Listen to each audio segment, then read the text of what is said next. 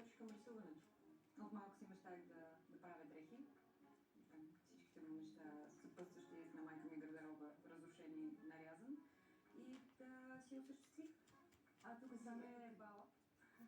Роклята ти ли си се прави? Не успях да се ушия сама, не съм си измислила. Тя, между другото, абсолютно я изкопирах от едни на Gwyneth Paltrow. Мисля, че тогава взе златен глобус. Ето това е роклята. Много ти красиво. Аз причих на папагала, но особено не съм дала снимка. Сега ще прекъснем малко разговора и ще продължим след рекламите. Ако мъжете ви продължават да се навъртат наоколо, е крайно време да си лягат, защото ще сме в Занзибар.